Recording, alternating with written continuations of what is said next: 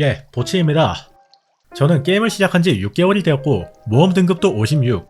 다른 이들과 견줄 정도는 아니더라도 나도 슬슬 고인물의 반열에 들 수 있지 않을까 라고 생각하던 때가 있었습니다. 있었다고요. 과거형이잖아요. 지금 비웃는 거 아니죠?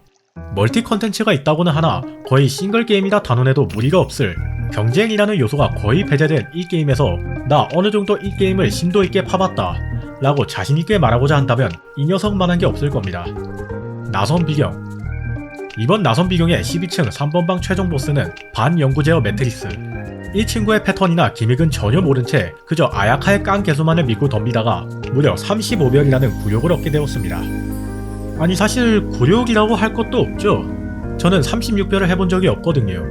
아야토와 아야카, 카자와 코코미, 제가 키우고 싶은 캐릭터의 육성만을 고집했던 어리석은 저의 행동들이 36별이란 업적을 더없이 높은 벽으로 만들었던 것입니다. 하지만 게임을 시작하고 반년, 그것도 가이드 영상을 제작하고 있는 마당에 36별을 못한다? 그게 상관이 있고 없고는 둘째치고서라도 제 종이 쪼가리만도 못한 작은 자존심이 그걸 용납하지 못했습니다. 그런 거로 오늘은 보치의 변변찮은 나선 일기, 줄여서 병기, 지금 시작하겠습니다. 먼저 최근에 뽑은 역대급 가성비 캐릭터 넬루를 빼고 나선을 도전한다는 것은 언어 도단. 허나 심각한 문제가 하나 있었습니다. 콜레이의 육성이 전혀 되어있지 않았던 겁니다. 콜레이가 뒤졌다! 콜레이 종결 가이드가 안 나오고 있는 이유 중 하나인데요. 물론 제가 제작한 가이드의 캐릭터를 전부 가지고 있거나 육성한 것은 아니지만 그 경우에는 남의 계정을 빌려서라도 사이클이나 운용법을 알아내서 영상을 제작하는 편입니다.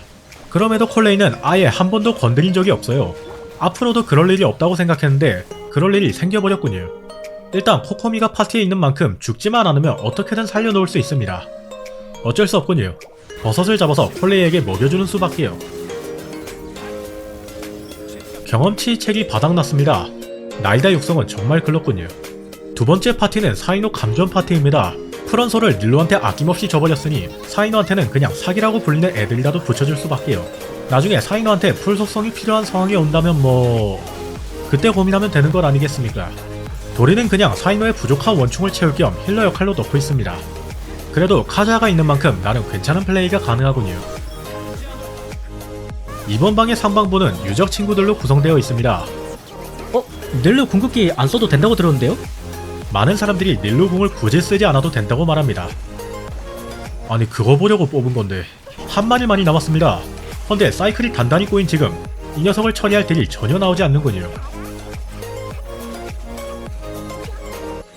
기껏 피를 다 깎아놓고 왜 병신같이 궁극기로 막타를 치는지는 저도 잘 모르겠습니다. 지금 녹음하고 있는 제가 아니라 저기 녹화하고 있는 저한테 물어보시죠. 이번 방의 하반부는 꼭두가시 검기입니다. 이 친구는 공격을 회피로 피해야 하는 컨트롤 요소가 많은데요. 그래도 제가 다크소울3를 최소 몇백 시간은 플레이한 유저다 보니까 이런 간단한 회피쯤은 당연히 못하네요. 병신. 별 3개를 무사히 지켜내려면 7분 이상을 남기고 클리어를 해야 하는데 어째 뭐가 불안합니다. 하지만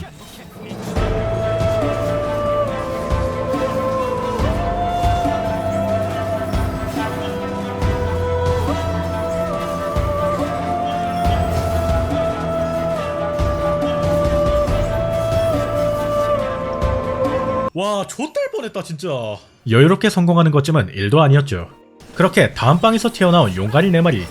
가뜩이나 개화파 사이클 굴리기도 생소하고 버거운데 이 친구들은 원소 게이지를 감소시키는 아주 개새끼들입니다. 난리가 났군요. 하지만 지금 굴리고 있는 파티는 역대급으로 높은 저점을 자랑하는 닐로의 개화 파티. 이 정도로는 끄떡없습니다. 드디어 도달했습니다.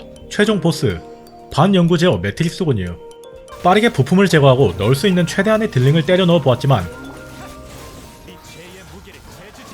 딜이 부족합니다. 몇 번이고 다시 도전했지만 7분이 남기까지 피를 절반이나 남긴 채로 실패하고 마는데요. 여기서 의아함을 느끼실 겁니다. 반영구 제어 매트릭스 아이씨 이런 왜 이렇게 길어. 우리 영구는 투명화 상태에서 격화 반응을 일으키면 그 즉시 투명화가 풀리고 프리딜이 가능한데 왜 프런소를 넣지 않았느냐. 좋은 지적입니다.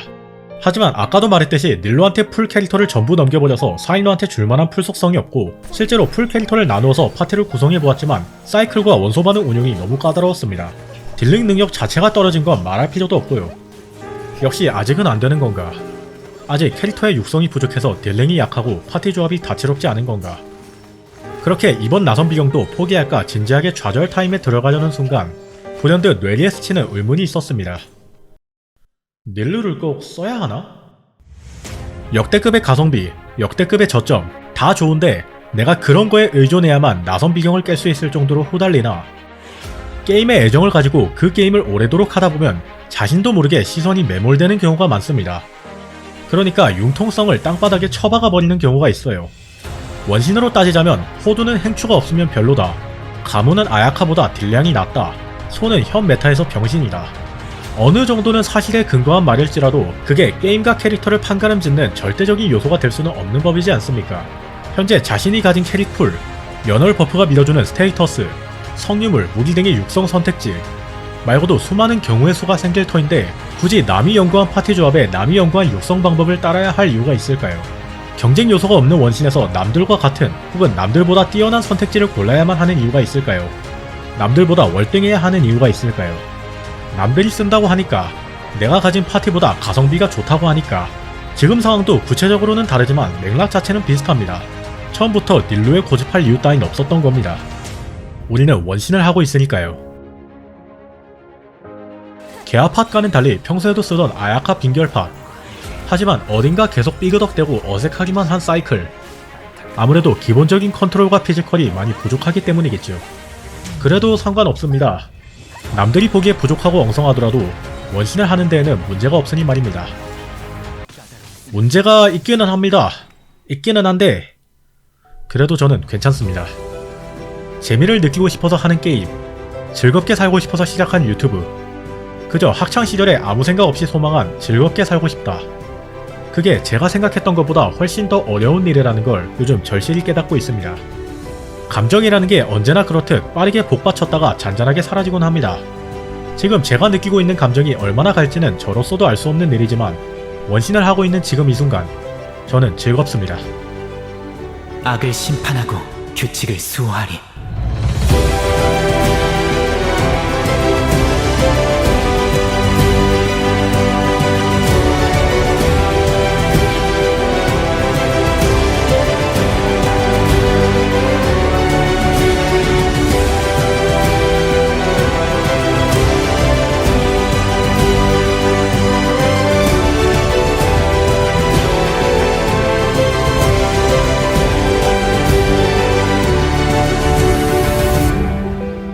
어느 누군가에게는 정말로 쉬운 업적일 수 있는 나선 비경 36별. 어느 누군가에게는 굉장히 어렵게 느껴질 수도 있고 어느 누군가에게는 아무런 흥미조차 없는 컨텐츠일 수 있습니다. 하지만 그런 걸 떠나서 나 자신이 순수하게 즐거울 수 있는 저는 그런 걸 소망했기에 지금 게임을 하고 있습니다.